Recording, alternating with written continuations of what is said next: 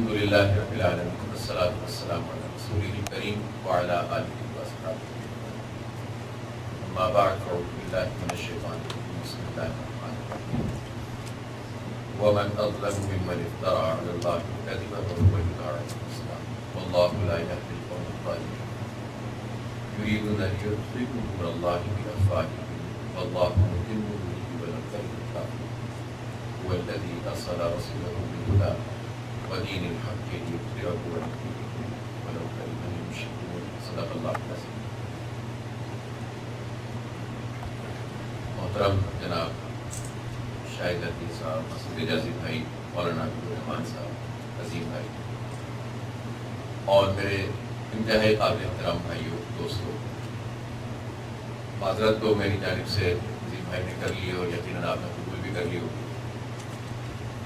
تاخیر سے آنے پر۔ آپ تمام لوگوں کی اتنی بڑی تعداد میں یہاں پر شرکت نے ہمیں بہت حوصلہ دیا اور مجھے اندازہ نہیں تھا کہ اتنے شارٹ نوٹس پہ، ظاہر ہمارا پروگرام بھی بہت پہلے سے بنا ہوا نہیں ہے، ہنگامی حالات میں ہم یہاں درمیان میں ایک پروگرام بنا کر کراچی سے میں اور راشد قریشی صاحب آ گئے اور بس کل سے ہی ہم نے اپنی جو بھی بھاگ دوڑے کو شروع کی ہے، لیکن آپ تمام لوگوں نے محبت کی ہے اور آپ سب یہاں موجود ہیں، میں آپ کا بہت شکر گزار ہوں۔ عزیزان محترم، ہمارا شہر کراچی جس سے روز خبریں آتی ہیں اور مجھے اس بات کا بہت اندازہ ہے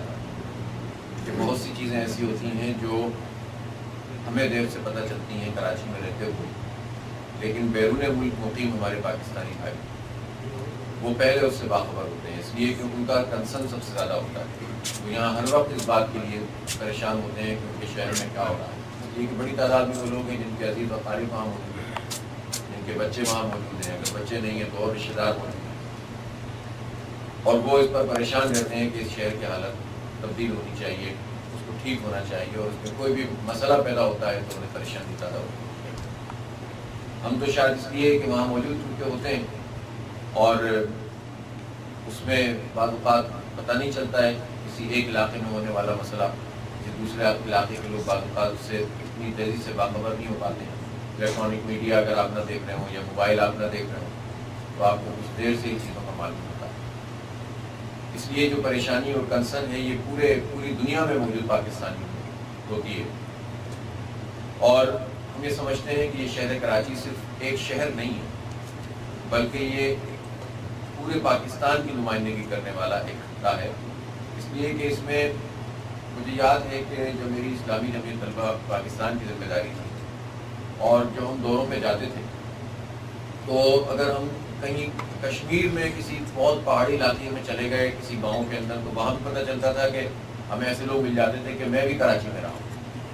اور چترال چلے گئے تو بھی ملتے تھے، گلگت چلے گئے تو بھی ملتے تھے، پنجاب کے کسی گاؤں میں چلے گئے تو بھی ملتے تھے لوگ کہ میں کراچی میں رہا ہوں، پڑھا ہوں، میرا فلاں عزیز کراچی میں رہتا ہے، میں اتنے عرصے سے کراچی میں۔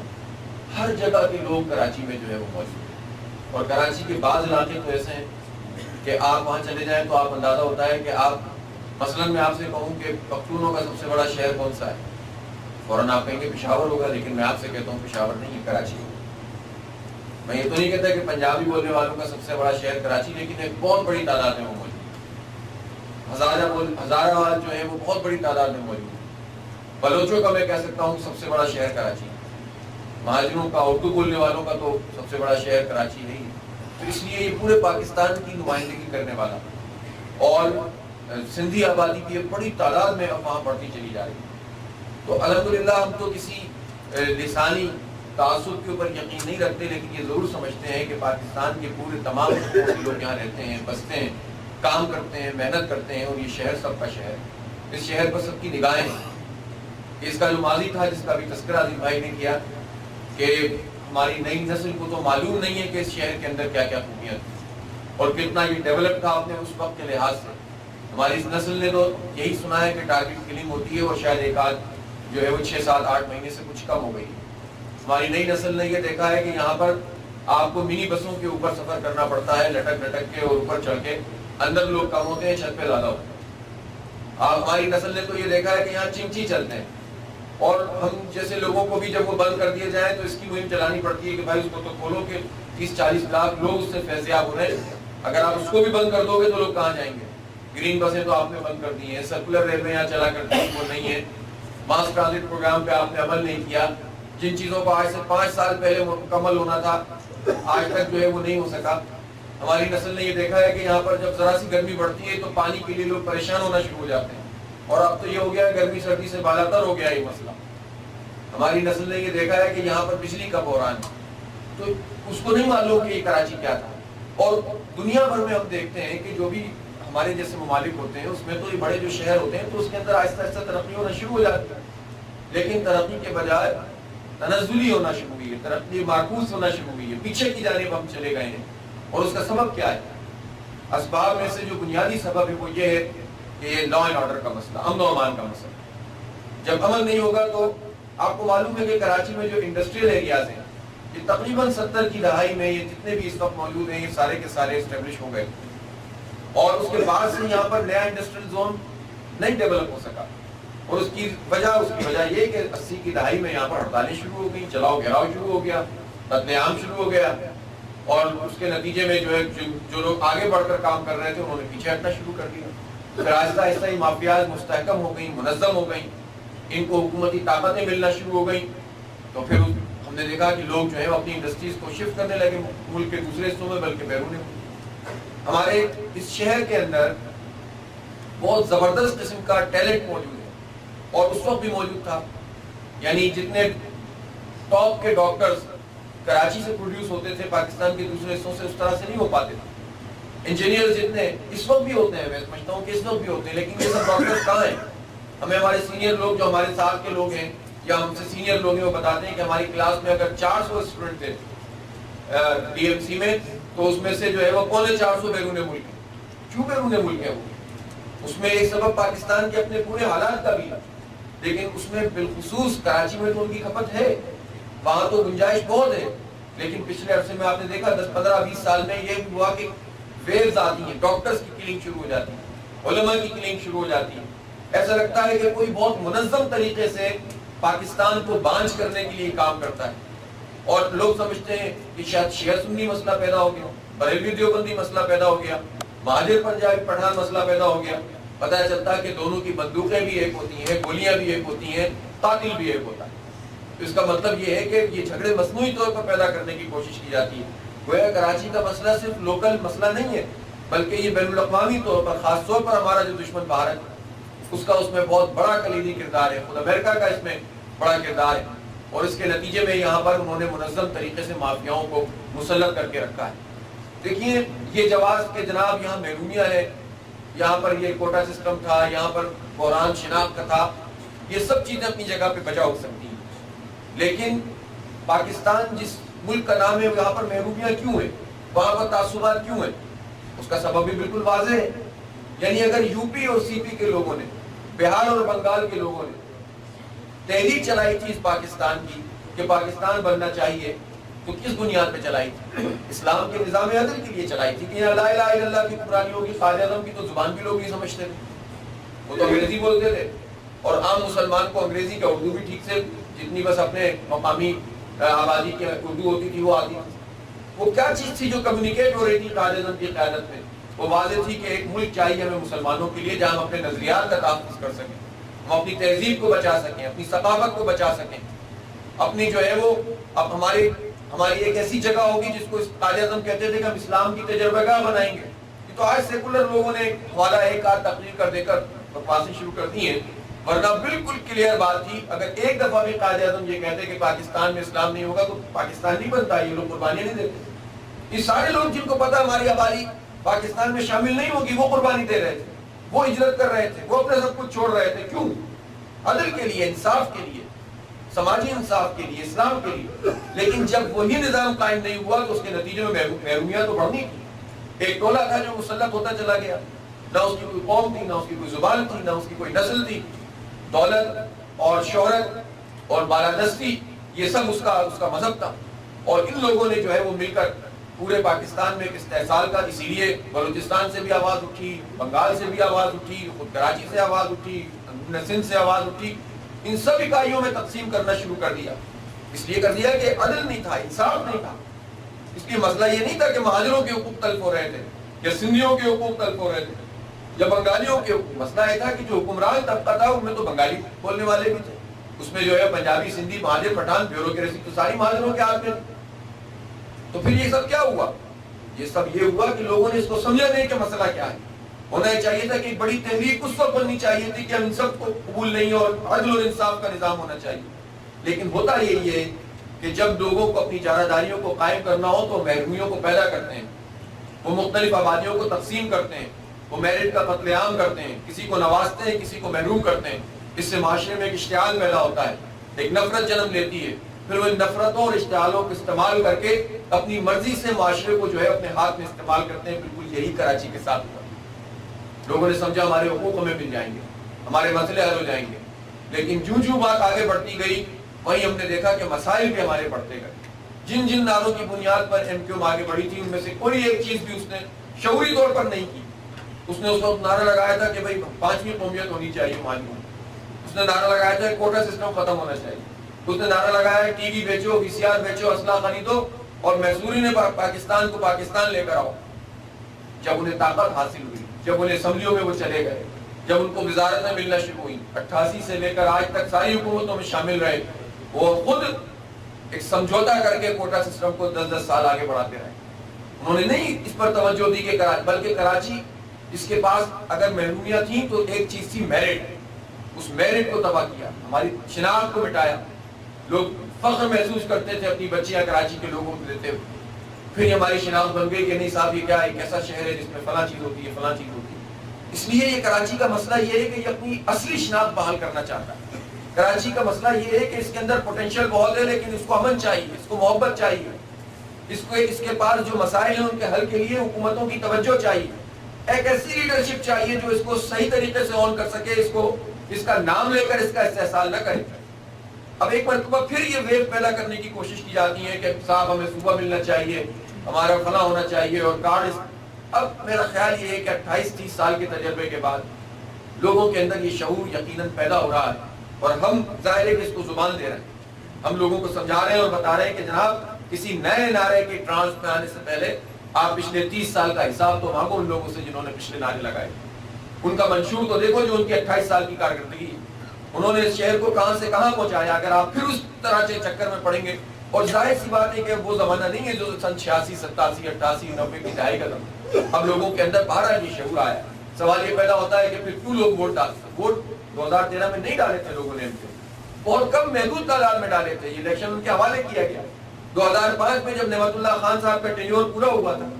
تو دوسرے ٹینیور میں تو خان صاحب کے لیے بہت بڑی ویو موجود تھی، لیکن زبردستی مشرف نے اس الیکشن میں انہیں ہرایا تھا۔ ان کو پھر اسٹیبلش کیا جاتا ہے، ان کو پھر سیاسی دھارے میں لایا جاتا ہے، پھر یہ سیاسی مافیا ان کی جو اصل مافیا ہے اس کو سپورٹ کرتی ہے، اس سے طاقت ملتی ہے، اس میں لوگوں کو مختلف جگہوں پر جو ہے وہ سیٹ کرتے ہیں۔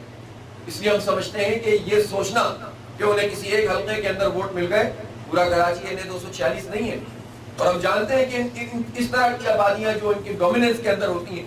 اس میں بھی ووٹ ان کو اس لیے ملتے ہیں کہ وہاں پر ایک جبر کی کیفیت ہوتی ہے، وہاں انہیں معلوم ہے، وہ یہ کہتے ہیں کہ آج رینجرز ہے کل نہیں ہوں گے، پھر آپ کا کیا ہوگا، اس لیے آپ کا مستقبل ہم سے وابستہ ہے، اور لوگ خوف سے بھی اور اس بنیاد پہ بھی کہ ہمارا اس کے علاوہ کوئی چوائس نہیں ہے ہمارے پاس۔ لیکن اگر کوئی اس کے مقابلے میں پلیٹ فارم موجود ہے اور وہ پازیٹیو چیزوں کی بنیاد پر، وہ تعمیر و ترقی کے ایجنڈے کے ساتھ، اور وہ ان تمام چیزوں کا ایک محاسبہ بھی کر سکے، محاکمہ بھی کر سکے، تو یقیناً اس کے نتیجے میں لوگوں کے اندر ایک امید پیدا ہوتی ہے۔ لوگوں کی بڑے دنوں سے یہ، میں اس پوری کہانی میں نہیں جاتا کہ جماعت اسلامی نے کس طرح سے اس پورے ٹیررزم کا، اس دہشت گردی کا مقابلہ اپنے امن کے ساتھ کیا ہے، گولیاں سینے پہ کھائی ہیں لیکن جواب نہیں دیا ہے۔ میں نہیں بتا رہا ابھی کہ ہمارے کتنے نوجوانوں کو انہوں نے کس طرح سے ٹارچر کر کے شہید کیا ہے، اور اس شہر کے عام نوجوانوں کے ساتھ کیا کیا ہے۔ لیکن میں تو یہ کہنا چاہتا ہوں کہ ٹھیک ہے جماعت تو موجود رہی، کھڑی رہی، اور جماعتیں وائپ آؤٹ ہو گئی وہاں سے۔ آپ مجھے بتائیں کہ کراچی کے اندر کون سی جماعت ہے، یعنی پاکستان کی سب سے بڑی جماعت مسلم لیگ نون ہے، کراچی میں کام نہیں کرتے۔ پاکستان کی بہت بڑی جماعت پاکستان تحریک انصاف ہے، جس کے ساتھ ہم نے اب اتحاد کیا، اور اس لیے کیا ہے کہ یہ وقت کی ضرورت ہے۔ اور ہم چاہتے ہیں کہ ایک پلیٹ فارم لوگوں کی تمناؤں کے مطابق سامنے آئے، لیکن عملاً دیکھا جائے تو وہ بھی نہیں کر سکے. پچھلے عرصے میں کراچی کو فوکس نہیں کر سکے. پاکستان پیپلز پارٹی کا انٹرسٹ کراچی سے یہ ہے کہ بس کو لوٹو اور کھاؤ، اس کی پیریفریز میں بس جا کر وہ اپنی آبادیوں کو فوکس کر کے جو وہاں پر کام کرتے ہیں، باقی ان کا کوئی انٹرسٹ نہیں، کوئی اونرشپ نہیں ہے. کون سی جو مذہبی جماعتیں تھیں انہوں نے کام کرنا چھوڑ دیا وہاں پر. تو یہ صرف جماعت اسلامی ہے جو ہر آبادی کے اندر وہاں موجود ہے اور وہ پوری طرح سے مقابلے کے اوپر نظر آتی ہے، کم اور زیادہ ہر جگہ پر موجود ہوتی ہے. اور الحمدللہ یہی وہ جماعت کی ایک قربانیاں ہیں اور اس کی یہ ڈیڈیکیشن ہے اس کے کارکنوں کی، کہ جس کے نتیجے میں ایک مرتبہ پھر لوگوں کو امید پیدا ہونے لگتی ہے. ورنہ کوئی پوچھنے والا نہیں کہ جو آدمی جو ہے وہ ان سے سوال کر سکے. الحمدللہ جماعت موجود بھی ہے، پوری طرح سے ایکٹیو بھی ہے، اور پچھلے عرصے میں مسلسل شہر کے مسائل کے حوالے سے لوگوں سے کانٹیکٹ کیا ہے اور لوگوں کی توجہ کا مرکز بنے. ہم یہ سمجھتے ہیں کہ آنے والا جو بلدیاتی انتخاب ہے یہ ایک ٹرننگ پوائنٹ ہے اس شہر کی پوری ہسٹری کے مقابلے میں. یا تو ایک مرتبہ پھر شہر کو اسی طرح سے اس کے رحم و کمر جو ہے کرم پہ چھوڑ دیا جائے، ان لوگوں کے ہاتھ میں دے دیا جائے کہ جو پھر اپنی مرضی سے جو چاہیں کریں. پھر کتنے ہی آپریشن ہو، صرف آپریشن سے اس شہر کا علاج نہیں ہو سکتا. اس شہر کو صرف آپریشنوں سے ہینڈل نہیں کیا جا سکتا، اور وہ بھی چوائس کا آپریشن، وہ بھی اس طرح کا آپریشن کہ آپ ایک کے خلاف آپریشن کریں تو اس کا طریقہ یہ ہو کہ آپ پولیس مقابلے میں لوگوں کو مار دیں، اور دوسرے گروپ کے خلاف آپریشن کریں تو اس میں ایک آدمی پکڑا جائے، اس کا ٹی وی پہ سب کچھ چلے، اس کے بعد 90 دن رینجرز کے پاس رہے، پھر اس کے بعد وہ عدالت میں جائے اور عدالت سے جیل میں جائے اور جیل سے چھوٹ جائے اور دوبارہ سے گھوم کے ساؤتھ افریقہ سے ہوتا ہوا واپس آ جائے. تو یہ ٹھیک ہے کہ امن قائم ہوا ہے، لیکن یہ وقتی. ٹھیک ہے کہ ابھی اس وقت بھتہ خوری اور دہشت گردی میں کمی آئی ہے، لیکن یہ عارضی ہے. اگر آپ مستقل اس مسئلے کا جو اصل حل ہے، جو سیاسی حل ہے، ایسا حل ہے کہ جو لوگوں کو سہولتیں فراہم کرنے والا حل اور تعمیر و ترقی والا، وہ اگر نہیں ہوگا تو اس شہر کے حالات تبدیل نہیں ہوں گے. تو کیا یہ لوگ یہ سب کچھ کام کر سکتے ہیں؟ کیا ایم کیو ایم کو دوبارہ لا کر اس شہر کے مسائل کو حل کیا جا سکتا ہے؟ ماضی کے تجربات بتاتے ہیں کہ نہیں کیا جا سکتا. اس لیے ہم اسٹیبلشمنٹ سے بھی یہ بات کہتے ہیں اور عوام سے بھی یہ بات کہتے ہیں. اسٹیبلشمنٹ بھی اپنا رخ تبدیل کر لیتی ہے جب عوام کی ایک بہت بڑی ویو سامنے آتی ہے، اور وہ بھی جو ہے وہ پھر حالات کے مطابق اپنے فیصلے کرتے ہیں. ہم یہ سمجھتے ہیں کہ اسٹیبلشمنٹ کو ہوش کے ناخن یقیناً لینے چاہیے، اور کچھ ان کی چیزوں سے بہتر تو محسوس ہوا. اگر انہوں نے ماضی کی کہانیوں کو دہرایا تو یہ شہر سنبھلے گا نہیں کسی سے. جتنی فورسز ہیں جنہوں نے فوکس کیا ہوا ہے اس کو، جس طرح بھارت یہاں پر چاہتا ہے، یہاں پر ہمیں بالکل ایک جو ہے معلق رکھنا چاہتا ہے، ہم کچھ کر ہی نہ سکیں. اور ہم اگر چاہتے ہیں کہ ہمارا اکنامک کوریڈور پہ کام ہو، ہم یہ چاہتے ہیں کہ اگر ہمارا جو ہے وہ دنیا کے اندر ایک مقام بنے، ہم مجموعی طور پر دہشت گردی سے باہر آئیں، تو کراچی کا استحکام، کراچی کا امن اور کراچی کی سیاست اور کراچی کا سماج وہ اگر صحیح طریقے سے بیہیو نہیں کرے گا اور اس کی معیشت کا پہیہ نہیں چلے گا تو یہ ملک کا چلنا مشکل ہے. اس لیے اسٹیبلشمنٹ کو بھی یہ سوچنا ہوگا، اور اسٹیبلشمنٹ کو یہ سوچوانے کے لیے، بتانے کے لیے عوام کو اپنا کردار ادا کرنا ہوگا. لوگوں کو اپنے اندر جو ہے وہ یہ قوت پیدا کرنی ہوگی کہ وہ ایک بڑی لہر کی صورت میں سامنے آئے. لیکن لوگ کہتے تھے جماعت اسلامی اور پاکستان تحریک انصاف کا یہ کنٹریبیوشن ہے کہ اس نے ایک نوجوانوں کے اندر خاص طور پر ان کو پولیٹیسائز کیا. پولیٹیسائز کرنے کا مطلب یہ کہ جو لا تعلق رہتے تھے، جن کا کوئی تعلق نہیں ہوتا تھا کہ ملک میں کیا ہو رہا ہے، کون پابند کر رہا ہے، کون لوٹ مار کر رہا ہے، کون کرپشن کر رہا ہے، تو آپ ان کے طریقہ کار سے اختلاف کر سکتے ہیں، لیکن انہوں نے ایک پاپولر ویو بنا کر لوگوں کے اندر یہ سوالات تو پیدا کیے ہیں کہ لوگ اب پوچھتے ہیں کہ یہ سب کچھ کیا ہوگا، اور چند کاموں کو دکھا کر ان کو بیوقوف نہیں بنایا جا سکتا. لوگوں کے اندر یہ اچھا کنٹریبیوشن ہے. لیکن ظاہر ہے کہ جماعت اسلامی ہے کہ جو نظریاتی بھی، جو گراس روٹ لیول پر اس کی تنظیم بھی ہے، اس کے پاس ایک ووٹ بینک بھی ہے. اور لوگ یہ کہتے تھے کہ جب آپ تنہا ہوتے ہیں تو اس کے نتیجے میں کراچی کے اندر کوئی تبدیلی نہیں پیدا ہوتی.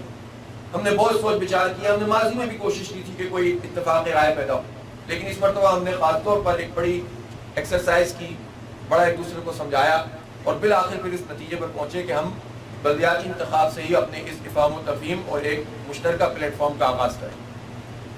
اور اس پر ہم نے الحمدللہ ایک بڑی ایکسٹینسو ورکنگ کر کے بڑی حد تک کامیابی حاصل کر لی. ہم 80 سے 85% سیٹوں کے اوپر ایڈجسٹمنٹ کر چکے ہیں، اور چونکہ ہمارا آپس میں یہ طے تھا کہ جس کی پرائر کمٹمنٹس ہیں، اگر پہلے کسی اور پارٹی گروپ برادری سے کسی کی کمٹمنٹ تھی تو اس کو آنر کریں گے،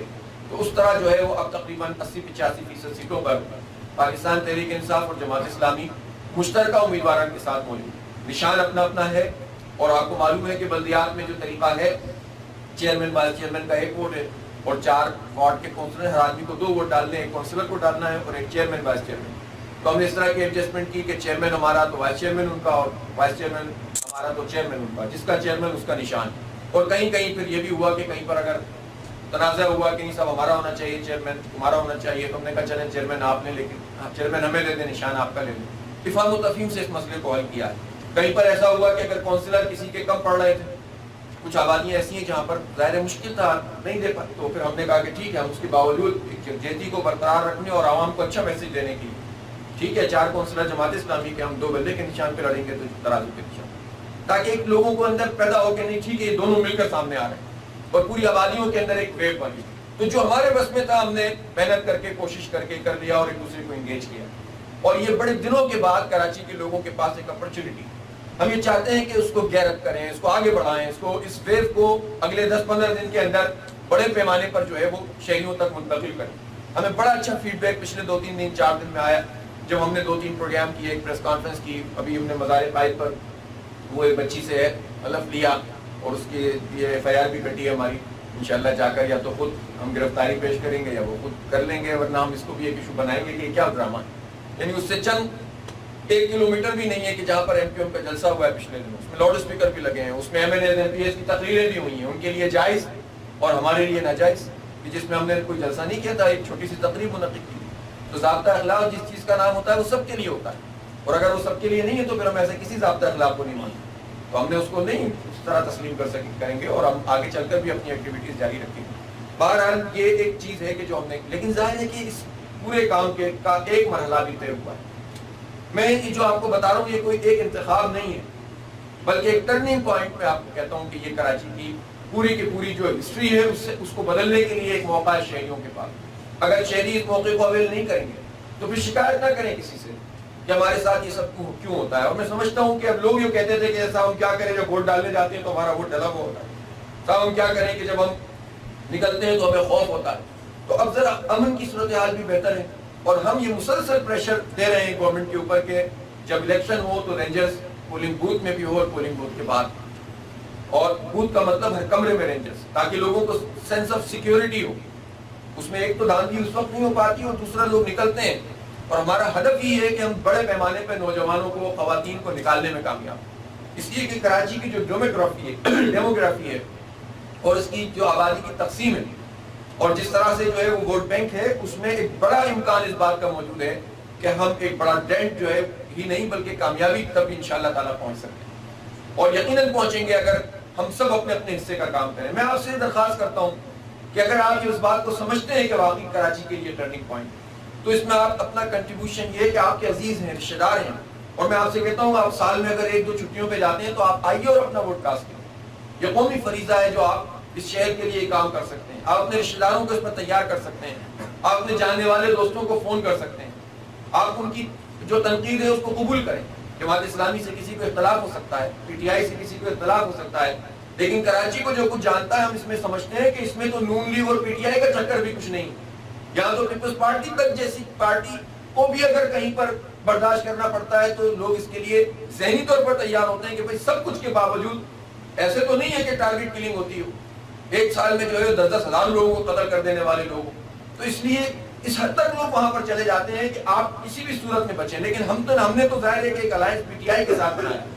تو نون لیگ چونکہ یہاں پر اسٹیک نہیں رکھتی ورنہ ان کو بھی شامل کرتے، اور بھی لوگ ہوتے ہیں ان کو بھی ملاتے ہیں. مذہبی جماعتوں سے بھی ہم نے کہیں کہیں پر ایڈجسٹمنٹ کی ہے. تو ہم نے تو کوشش کی ہے کہ ایک وسیع تر پلیٹ فارم بنے، لیکن چونکہ لوگوں کے کوئی بہت زیادہ سامنے نہیں ہوتے ہیں اس لیے جو ہے وہ مشکل پیش آتی. تو اب یہ آپ اپنے رشتہ داروں کو، عزیزوں کو، اقارب کو، دوستوں کو یہ سمجھائیں اور بتائیں کہ یہ آپ کے پاس موقع ہے اور آپ اس میں ووٹ کے ذریعے سے دیکھیں. ووٹ کی بڑی طاقت ہوتی ہے. جس معاشرے میں انتخاب کا پورا سسٹم موجود ہوتا ہے وہاں تبدیلی کا راستہ تو یہی ہوتا ہے. ہمیں معلوم ہے وہاں کتنے فراڈ ہوتے ہیں، ووٹر لسٹ کا مسئلہ موجود ہے، جو ہمارے پریزائڈنگ افسر ہوں گے وہی KMC واٹر بورڈ، ہم اس پر بھی بات کر رہے ہیں. لیکن جب عوام کی لہر ہوتی ہے اور تنظیم اس کے ساتھ موجود ہوتی ہے،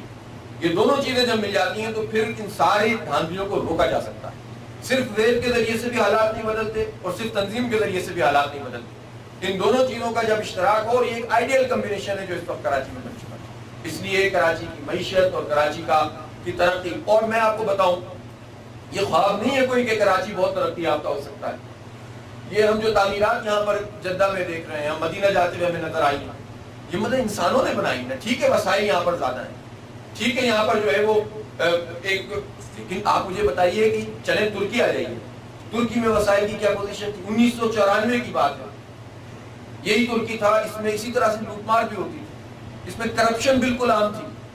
اور اس میں لوگوں کے جو بنیادی مسئلے، پانی کا مسئلہ بہت بنیادی مسئلہ تھا، ٹرانسپورٹیشن کا پراپر انتظام نہیں تھا. یہ ارتھکویک زون میں آتا ہے تو ڈیزاسٹر مینجمنٹ کے لیے کوئی ان کے پاس جو ہے چیزیں ٹھیک نہیں تھیں، اور اتنی کرپشن تھی کہ لوگ تنگ تھے. یہ طیب اردگان اٹھا اور اس نے اپنے ساتھ نوجوانوں کو ملایا، اور ملانے کے بعد اسی طرح سے اس نے محنت کی، لوگوں سے رابطہ کیا، لوگوں کے اندر شعور پیدا ہوا. میئرشپ اس کے پاس آئی تو گورنمنٹ اس کے پاس اس طرح سے نہیں تھی. اس کے پاس جب میئرشپ آئی تو سارے یہ مسائل موجود تھے جو آج شہر کراچی کے ساتھ ہیں، لیکن کرپشن فری ایک ڈیڈیکیشن تھی، اور اس نے استنبول کو آج اس حال میں پہنچایا ہے، اس ترقی کی طرف گامزن کیا ہے. تو حیران رہ جاتی ہے کہ ایک شہر اتنا ریپڈ طریقے سے بھی ترقی کر سکتا ہے. میں آپ کو بتاؤں کراچی میں یہ پورا پوٹینشیل موجود ہے. ان وسائل کے ساتھ بھی اگر یہاں سے کرپشن ختم ہو جائے اور میں کہتا ہوں منیمائز ہو جائے، ظاہر نظام تو نہیں بدل رہا، منیمائز ہو جائے. صرف 4 سال میں نعمت اللہ خان صاحب نے 4 ارب روپے کے بجٹ کو 42 ارب روپے تک پہنچا دیا. یہ جو کہتے ہیں نا کہ کراچی کی اونرشپ، اور ایم کیو ایم کہتی ہے کہ کراچی ہمارا اور ہم مہاجروں کی اور فلاں فلاں، بھائی آپ تو کچھ نہیں کر سکے اس شہر کے لیے. کیا لا سکے ہو؟ کیا ترقی دے سکے ہو اسے؟ آپ صرف چلاتے رہتے ہو، آپ صرف اس کو استعمال کر کے اپنی دکانیں چمکاتے رہتے ہو، جس کے 50 ایم پی اے اور 25 ایم ایل اے اور 8 سینیٹر اور 1 گورنر، اور اوپر پہلے مشرف اور بعد میں زرداری، یہ سب اشتراک عمل سے کام کر رہے ہوں، اور آپ استعفے دیتے ہو اس بنیاد پہ کہ آپ کا غور بھی پکڑا گیا. آپ اس لیے واپس آ جاتے ہو کہ اس کو چھوڑ دیا گیا. آپ شرط رکھتے ہو کہ ہم اسمبلیوں سے استعفیٰ دے رہے ہیں، اور اس کے بعد واپس آتے ہوئے بھی اب آپ کو مہاجر صوبے کا اور کراچی صوبے کا پیٹ میں مرور آیا، آپ نے تو ان شرطوں میں اس کو شامل نہیں کیا. چلے وہ مانتے یا نہ مانتے، آپ صرف ووٹ لینے کے لیے لوگوں کو اس طرح سے کر رہے ہیں. تو یہ کرپٹ لوگ جن کی فائلیں بنی ہوئی ہوں، جن کے اوپر قتل کے مقدمات ہوں، جنہوں نے پیسوں کو لوٹا ہو، وہ کبھی بھی کسی شہر کا اور کسی قوم کا مقدمہ نہیں لڑ سکتے. وہ لوگ لڑ سکتے ہیں کہ جن کے پاس جو کرپشن فری ہوں، جو امانت دار ہوں، جو دیانت دار ہوں، اور جو خدمت کا جذبہ رکھتے ہوں. اس لیے نعمت اللہ خان نے مشرف جیسے آدمی سے کراچی کو 29 ارب روپے دلوائے تھے. اس لیے انہوں نے اس کو وزٹ کروایا اور کہا کہ کراچی میں اسٹیک ہولڈرز ہیں، یہ سول ایویشن ہے، یہ پورٹ قاسم ہے، یہ اسٹیل مل ہے، یہ فلاں ادارہ ہے، یہ وفاق کے ادارے ہیں، اس کا انفراسٹرکچر استعمال کرتے ہیں، اس میں موجود رہتے ہیں، اس کو اون نہیں کرتے. تو ان سے پیسے دلوائیے. تو کوئی برج ان کی طرف سے بنوایا، کوئی سڑک ان کی طرف سے بنوائی، کوئی پلے گراؤنڈ ان کی طرف سے بنوایا، اور اس طرح کراچی میں ڈیولپمنٹ شروع. تو یہ اگر اسی طرح افغانی صاحب تھے، وہ کراچی کا مقدمہ لڑتے تھے، اور انہوں نے کراچی کو ہب ڈیم سے 100 ملین گیلن پانی دلوایا. نعمت اللہ خان نے کہا کہ کیا ہے لیاری ڈیولپمنٹ اتھارٹی اور ملی سب کو ضم ہونا چاہیے سٹی گورنمنٹ کے ماتھے. ان کے اندر قوت تھی، اور ان کا کریکٹر ٹھیک تھا، ان کی فائل نہیں بنی ہوئی تھی، تو انہوں نے اس شہر کا مقدمہ لڑا اور انہوں نے کام کیا. وہ واٹر بورڈ کے چیئرمین بنے. اب پھر تمام محکمے صوبے کو دے دیے گئے. ہم یہ سمجھتے ہیں کہ کبھی بھی ایم کیو ایم ان محکموں کو کراچی کے ماتحت نہیں کر سکتی، اس لیے کہ جو خود کہنا ہو وہ کیا آنکھوں کی بات کرے گا، وہ خود کیا جو ہے وہ مسئلے حل کر سکتا ہے. اس لیے یہ جماعت اسلامی ہے، اس کا ہسٹری بھی ہے، لوگوں کے پاس ایکسپیرینس بھی ہے، اور اب ایک نئی ایک ایمرجنگ فورس کے طور پر ہم نے ایک اشتراکی عمل بھی کیا ہے. اور ہماری یہ ہم نے جو حلف بھی پرسوں ترسوں لیا اسی بات پہ لیا کہ یار اب مطلب بہت ہو گئی ہے، اب اس شہر کو بدلنا چاہیے اور کرپشن فری ہو کر اس میں کام کریں. تو میں یہ مجھے اچھی امید ہے انشاءاللہ. میں کوئی بات دعویٰ نہیں کرتا، کوئی ایسی بات نہیں کرتا، ظاہر 15-20 دن بعد بھی لوگوں کو ایک دوسرے کے سامنے آنا ہوتا ہے. لیکن میں یہ ضرور سمجھتا ہوں کہ اگر کوئی مومنٹم بن گیا، اور یہ مومنٹم میں نہیں بناؤں گا، یہ مومنٹم آپ کو بنانا ہے، کراچی کے لوگوں کو بنانا ہے، اور جو اپنا کنٹریبیوشن کر سکتا ہو اس کو یہ کام کرنا ہے. بن جائے گا مومنٹم. اور جب مومنٹم ایک مرتبہ بن گیا تو 2-3 دن میں وہ ویو بن سکتی ہے جو بہت بڑا کام کر سکتی ہے. اور یہ ہوگا انشاءاللہ اس میں اگر ہم اپنا کردار ادا کریں. تو میں زیادہ اور مزید تفصیل میں نہیں جا رہا. بہت سی باتیں ہو سکتی تھی کہنے کی. آپ سے گزارش یہ کہ آپ کا ہمیں ہر صورت میں تعاون چاہیے، اور ہم یہاں پر اگر آئے ہیں آپ سے بات کرنے، آپ کو سمجھانے، آپ کو بتانے، ہم جانتے ہیں آپ کی حیثیت کیا ہے. یہ کہہ سکتا ہے کوئی کہ آپ تو یہاں بیٹھے ہوئے اور کراچی میں اتنے مسائل موجود ہیں، لیکن ہر ایک کے پاس کو اللہ تعالیٰ نے مواقع دیے ہوتے ہیں. ہر ایک کے پاس جو ہے وہ کام کرنے کا کوئی نہ کوئی راستہ موجود ہوتا ہے. کوئی آدمی وہاں پر چیزوں کو براہ راست فیس کر رہا ہوتا ہے، قربانیاں دے رہا ہوتا ہے، کوئی آدمی اس کو جو ہے وہ سپورٹ فراہم کر رہا ہوتا ہے. اور اسی لیے اگر یہ بات نہ ہوتی اور اس کی اہمیت نہ ہوتی تو ہم وہ جہاد کے میدان کی وہ احادیث نہ سنتے کہ جس میں تیر بنانے والے کی بھی حیثیت ہے، تیر سپلائی کرنے والے کی بھی حیثیت ہے، وہ بھی مجاہد ہے، اور جو تیر چلا رہا ہے وہ بھی مجاہد ہے. اگر ایسا نہیں ہوتا تو پھر یہ سب کے لیے کیا؟ تو جو آدمی جو کنٹریبیوشن کر سکتا ہے، ہر ایک کے اپنے حالات ہیں، کوئی خوشی سے اپنے ملک کو نہیں چھوڑتا.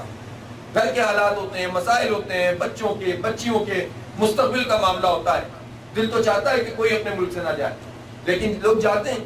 پھر ظاہر ہے کہ مجبوریاں ہوتی ہیں، یا پھر بعض اوقات آدمی سوچتا نہیں ہے، وقت گزرتا چلا جاتا ہے تو اس کے نتیجے میں. لیکن اس کا مطلب یہ نہیں ہوتا کہ وہ اپنے شہر سے بیگانہ ہو جائے، وہ اپنی تہذیب سے جدا کر لے اپنے آپ کو، اپنے عزیزوں اور رشتہ داروں سے کٹ جائے. اس لیے اس شہر کا آپ پر حق ہے، اور ہم یہ سمجھتے ہیں کہ اس میں آپ کو اپنا پورا کردار ادا کرنا چاہیے. وآخر دعوانا الحمدللہ رب العالمین.